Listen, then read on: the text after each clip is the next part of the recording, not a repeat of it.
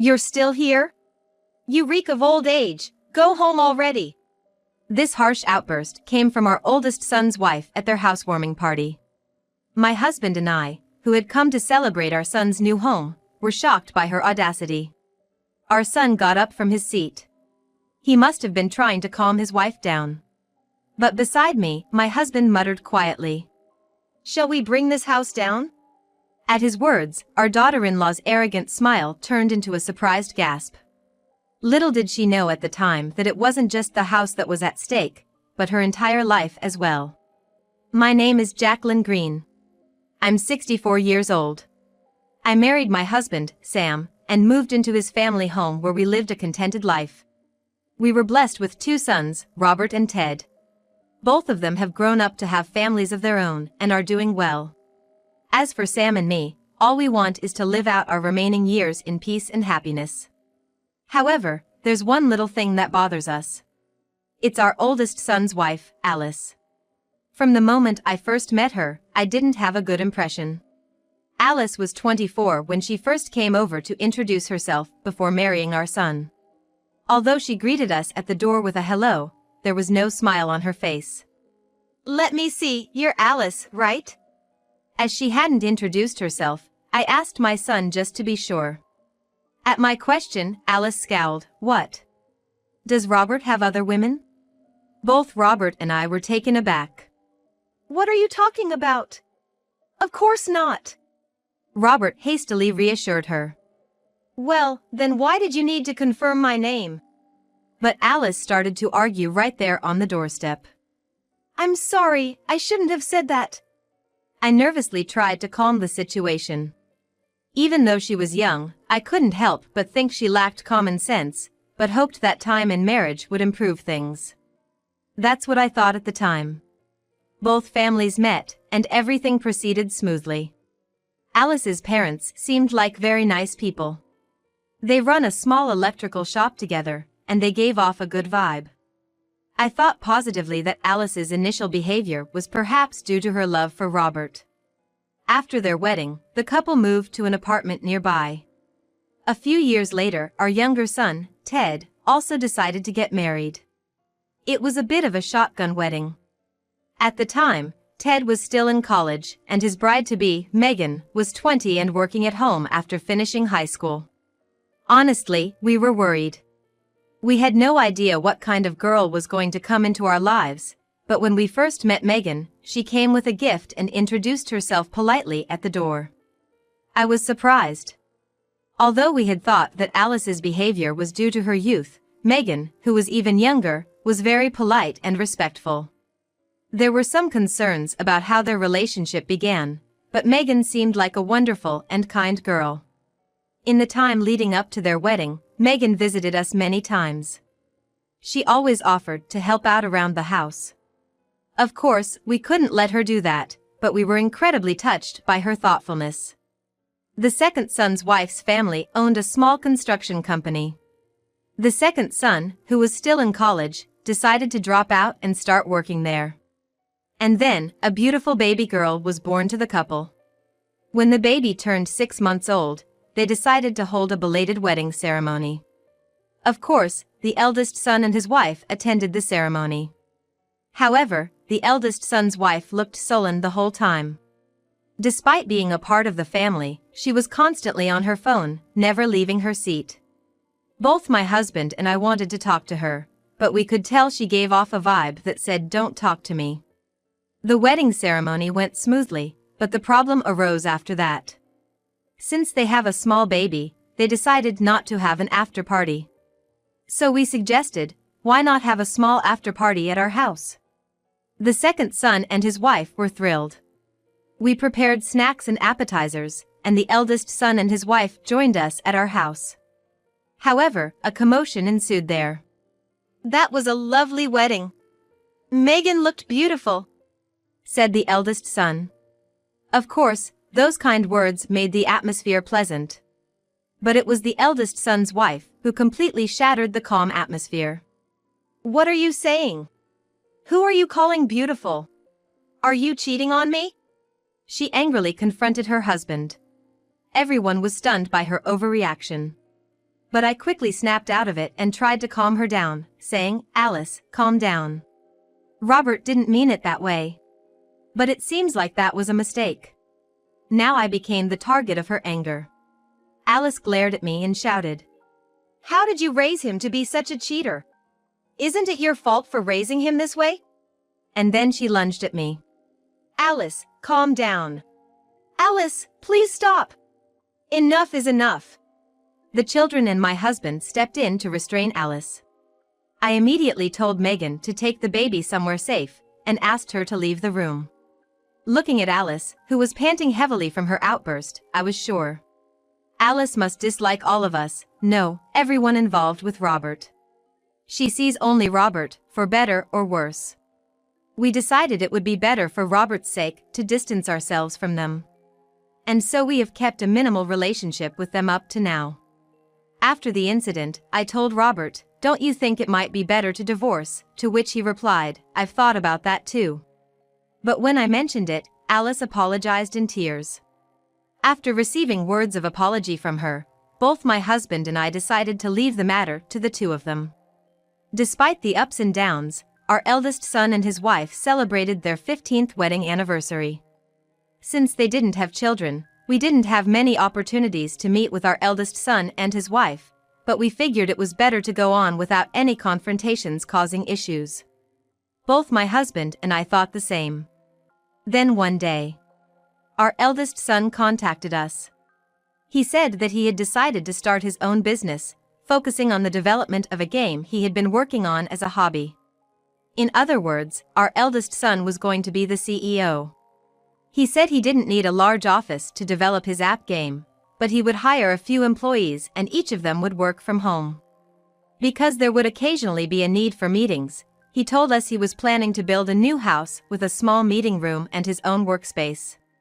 My husband and I were very happy to hear that our eldest son was turning his hobby into his career and looking towards the future. And a few months later, a mansion was completed. We were invited to the housewarming party along with our second son's family. It had been several years since we last met our eldest son's wife. But she was already a fine adult. I thought there wouldn't be any problems like before. Thinking that, we brought our congratulations and visited our eldest son's home. "Hello, excuse us." When I rang the bell, my eldest son came out to greet us. When he said that, we were guided inside the house. The eldest son who greeted us said, "This is the conference room. This is the workspace. And this is the living area. It's properly locked." And led us to the living room while showing us around the house. "Oh, it's lovely." I looked around the room. Following behind me were my husband and the family of our second son, both of whom were following me with a smile. A meal was prepared in the living room. However, I didn't see my eldest son's wife. "Where is Alice?" I asked my eldest son. But he didn't want to talk about her. In the end, we started eating without her, and my husband and second son each gave their housewarming gifts to our eldest son. "You didn't have to do all this." My eldest son was grateful, but he accepted with thanks, saying it was a celebration. The second son's family had one more child since then, and the older child was already in elementary school. The younger child was still 2 years old. Both of them were excited about the new house. That's when it happened. There was a noise upstairs, followed by the sound of footsteps and the sound of someone coming down the stairs. "What? Alice was here?" I called out to my eldest son, but he didn't answer. Then, when she entered the living room, she frowned when she saw us. "Alice, hello, it's been a while." I called out to her like that. But she was still looking sullen as usual. And then she said to us, "You're still here? You reek of old age, go home already." Alice's harsh words froze the warm atmosphere in the room. "Hey, Alice. How can you say such a thing?" Robert chastised his wife Alice. But it was clear Alice had no intention of taking his reprimand to heart. "Well, it's the truth, isn't it? Our brand new house is getting tarnished because of them. I told you not to invite them over. And what, are you some big shot CEO now? Hanging around with some old codger who keeps working past retirement, and people who are so average they had a shotgun wedding after dropping out of college. We live in completely different worlds. I was speechless, and so was my second son's family. Even my grade school grandchild was struck dumb in surprise. I had made various excuses, attributing her behavior to her youth or excessive affection for my eldest son, but that was my mistake. Something essential to her humanity is missing. She lacks warmth and kindness towards others. It's not that she loves my eldest son the most, she loves herself above all else, and values her status as the wife of a company president more than anything. I was furious. I couldn't stand silent anymore. As I was about to retort, my husband, who had been listening to the argument between my eldest son and his wife, let out a sigh. My husband, usually calm and gentle, said, "Maybe we should just tear this house down." At my husband's words, my eldest son, second son's family, and I involuntarily looked at him. Nobody could believe that such words had come out of my husband's mouth. In the midst of this, only my eldest son's wife let out a surprised gasp. "What? Do you even understand what you're saying?" Alice, my eldest son's wife, said. "Of course I do.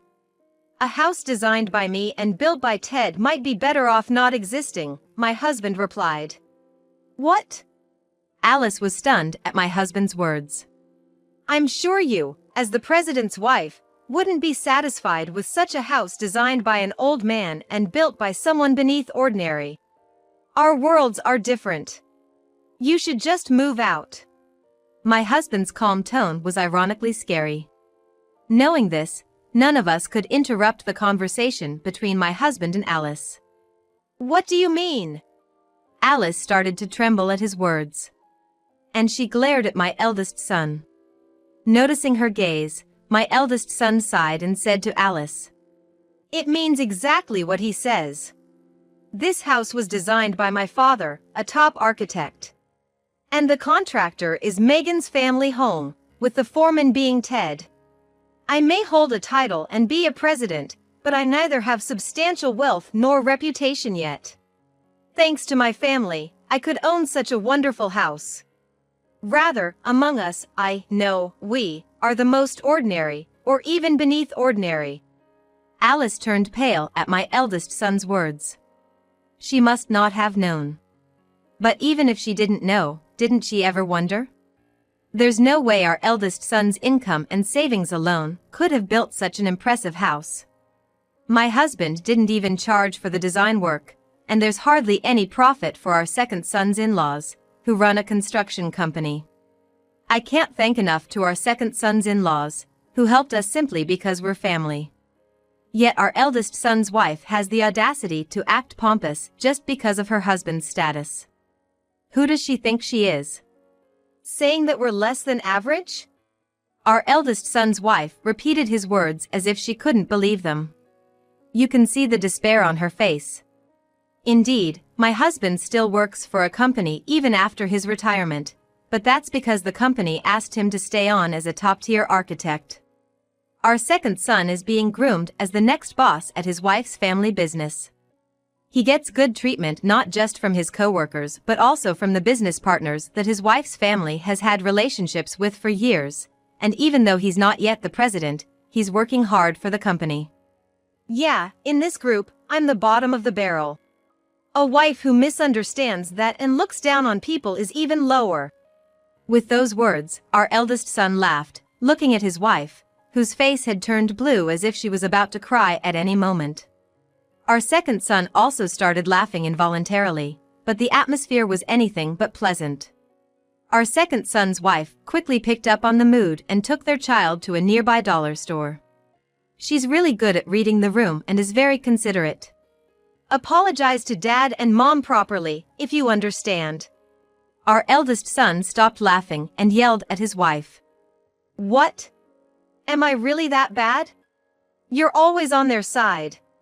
It's only natural for a husband to side with his wife. But our eldest son's wife, who can't accept the reality, fights back. Sure, that's right. But it's also a husband's job to point out when his wife is wrong. You're wrong. If you have a complaint, quit being my wife right now. Seeing our eldest son truly angry, she must have realized that she was in trouble. Our eldest son's wife quickly changed her attitude and conspicuously knelt down.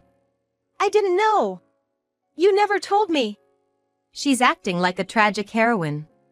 And then, as if intoxicated by her own performance, she turned to my husband and me and began to apologize.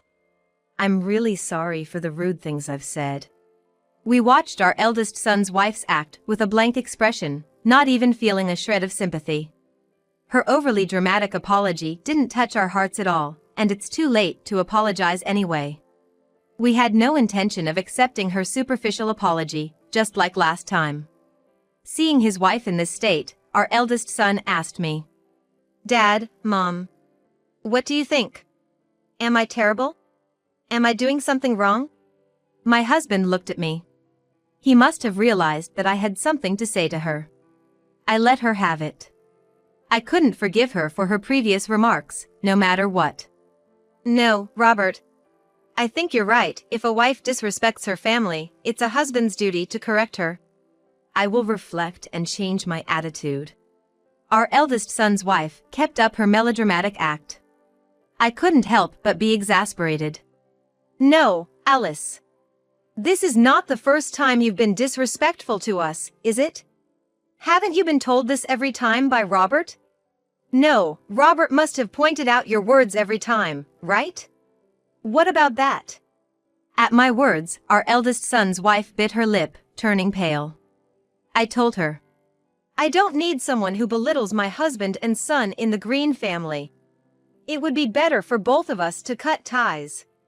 Jacqueline! A desperate voice from our eldest son's wife.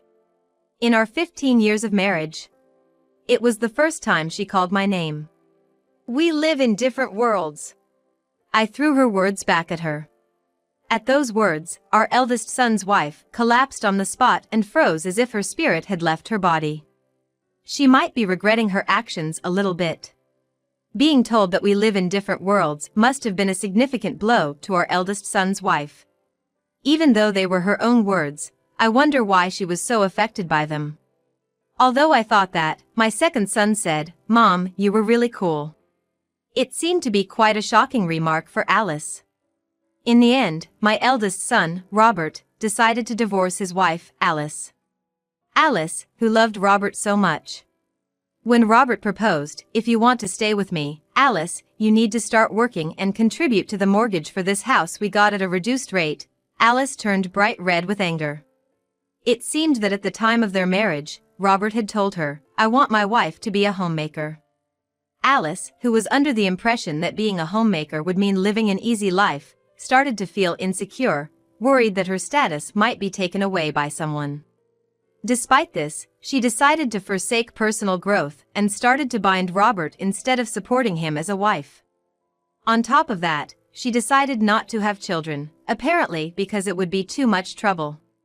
Alice loved herself more than she loved Robert. With Robert becoming the CEO, her arrogance only grew, and perhaps her overblown pride has finally been broken. I'm sorry, I'll do anything, please forgive me. Alice begged, sobbing, at the end. But when Robert suggested, all right, then Alice should start working and contribute to the household expenses. It was disrespectful to say such things when we're getting it for a reduced price. Isn't that sincerity? Alice turned bright red and started to scream and get angry. Are you telling me to work? That's not what we promised when we got married. Isn't this fraud? Robert seemed utterly dumbfounded at her words. For a few years now, Robert had realized that Alice was more attached to this comfortable lifestyle of not working than she was to him. Thinking this couldn't go on, he had subtly suggested several times that she find a job or a hobby and get out of the house. Then, are you cheating on me? She would accuse Robert, and in recent years, she even nagged at him just for talking to women at work. This affected his work and the business. If he mentioned family matters, it would sour her mood, and of course, he wasn't even talking about home. Their conversation itself had decreased. Robert regretted his lack of judgment and allowing her to have her way for 15 years, but he could only think that it was good that he had realized this now. Life still has a long way to go. Robert can start over as many times as he wants. Alice, who was kicked out by Robert, reluctantly returned to her parents' home. Her parents, taken by surprise, contacted Robert. That's when they first learned about the situation. Alice's parents, being sensible people, didn't excuse their daughter's actions. Knowing the insult to us, Alice's parents brought her and a box of sweets to apologize. Now, apologize. Alice's parents scolded her in front of us. No, it's okay, an apology won't undo the divorce, my husband said. Upon hearing that, Alice's parents said, Of course. We couldn't ask such a wonderful family to accept a daughter who has been so rude. We'll re-educate her properly. We're sorry for the trouble we've caused.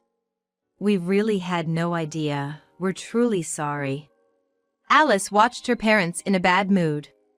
Alice's parents, furious at her attitude, forced her to apologize. It was like a grade schooler's apology. But unlike a grade schooler, forcing mature parents to apologize for their grown-up daughter's actions was pitiful. Really, it's okay, I said, feeling sorry for Alice's parents. Afterwards, Alice refused to return to her parents' home and was forcibly made to rent an apartment nearby. She started working to pay her own rent. Apparently, our second son's wife, Megan, spotted her working at the supermarket. She was being scolded by a student part-timer. Being scolded by a part-timer younger than herself must be a good lesson for her. Her parents are watching over her life, making sure she doesn't cause trouble for others in the future. Compared to before, her life must feel quite constricted, but even being able to live like this is fortunate. Alice, who until now had only scorned others without realizing her own happiness. She will need some harsh realities and difficulties until she can appreciate her current situation. Afterwards, my husband and I, free from worry, are living a peaceful retirement. We are a little worried about Robert being single, but his brother Sam's family is nearby. They are brothers who truly respect each other. I am confident they will support each other when necessary. Robert's company also seems to be doing well. He is steadily increasing the number of employees and continuing to grow his business. Seeing Robert now, free to pursue his passion, he seems more lively and vibrant compared to before.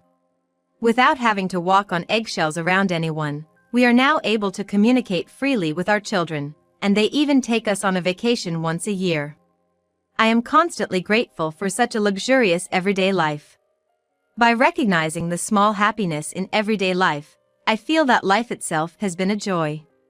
Both my husband and I are leading our lives in such a way that, when it's time for us to depart, we can truly say we've had a happy life.